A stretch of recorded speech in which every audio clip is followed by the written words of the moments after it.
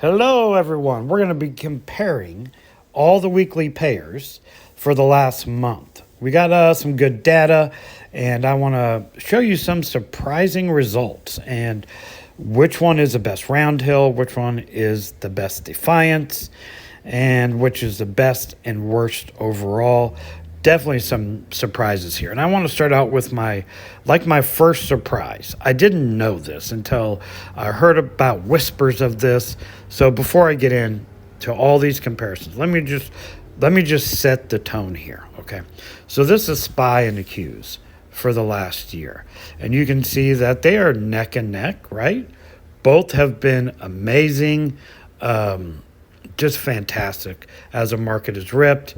And you can see for the last year, total return around 38%, with the Qs nudging out SPY. Just barely, but still, it is beating SPY. So right now, more total returns for last year in the Qs. Look at this. Will you look at that? Look at this. YMAG, Yield Max fund, right, is outperforming the Qs, which are outperforming SPY. Look at the chart. Look at the difference since YMAG has come online. So we see the chart and the separation here, right? If we go back, there's no separation between these two for the last year. Massive separation, I would say. And so if you invested $10,000 in YMAG when they came online, you'd have $13,098. If you just put that money into the Qs, baby, you'd have $12,127. So, YMAG for last year, just with this comparison, you'd have almost $1,000 more in YMAG versus Qs, and you wouldn't have to sell off your shares to get profits.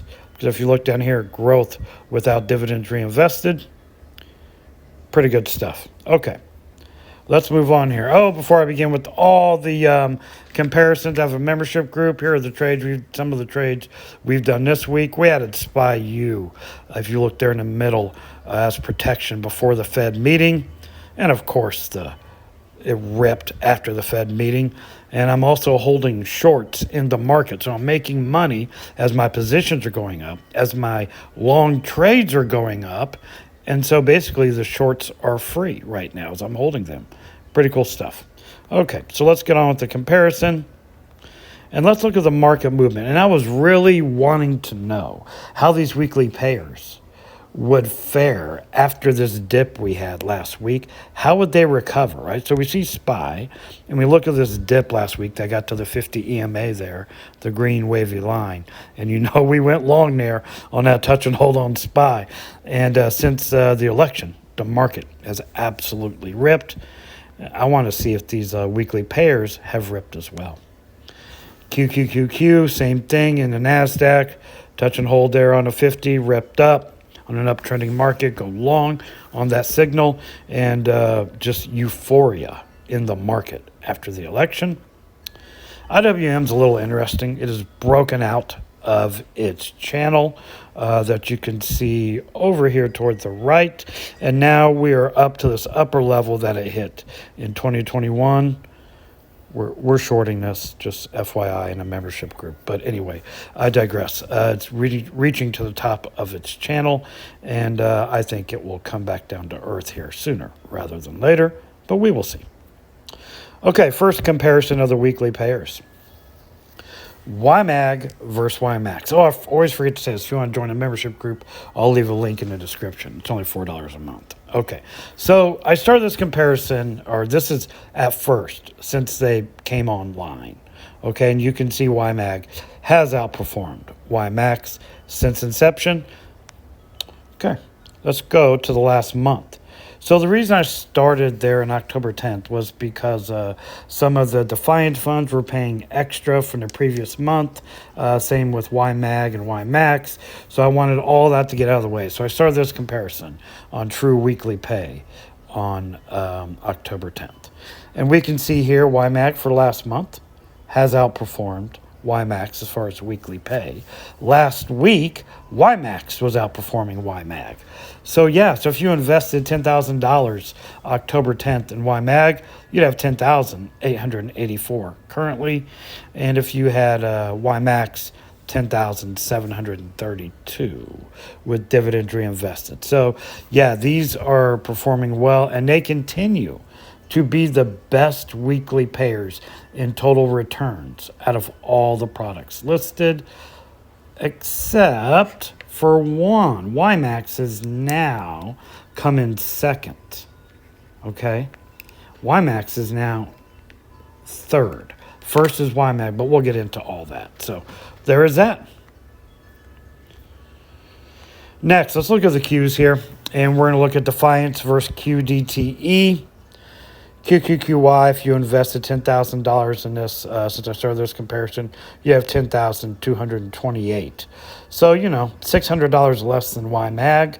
And then QDTE is $10,534. So we're seeing this separation now between the two funds that we talked about. And that if we wanted to see if Round Hill would really start outperforming QQQY, because if you look at the chart, they were neck and neck in total returns. But you can see the share price appreciation just on Round Hill just blows QQQY out the water. It's not even close. So good job out of Round Hill. And they're proving to show some separation between them and Defiance. Next, WDTE versus XDTE.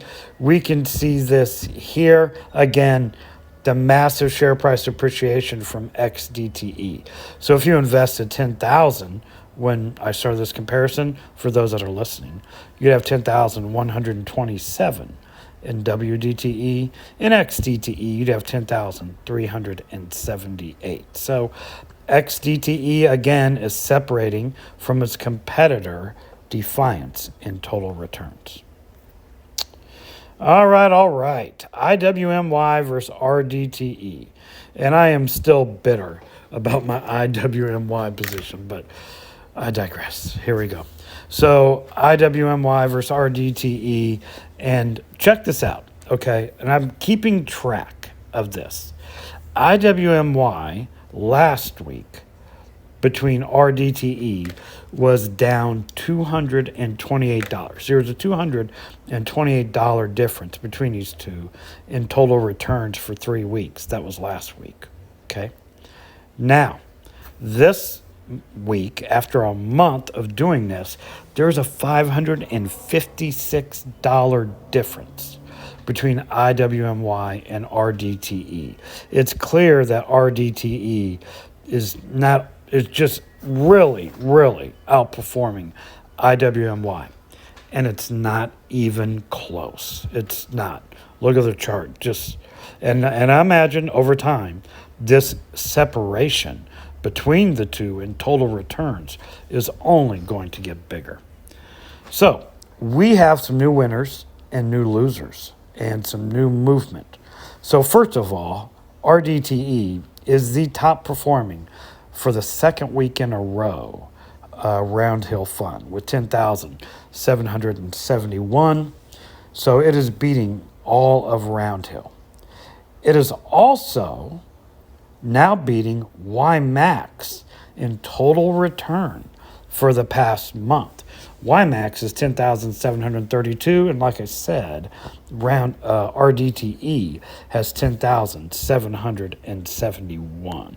So RDTE is now the second best performing weekly fund. The best performing weekly fund for the last month is YMAG at 10,884. We do have a new loser. Last week's loser was IWMY. IWMY has finally been able to knock out WDTE. WDTE from Defiance is now the worst performing, at least for the last month, worst performing weekly payer. So Defiance is having this wonderful honor of last week it being IWMY, and then this week being WDTE. The gap is separating between Defiance and Round Hill. And it's pretty amazing. I think that Round Hill RDTE is outperforming YMAX. I don't think people were expecting that. I hope you enjoyed the content. This is Mike, the Tactical Stock Scalper, out.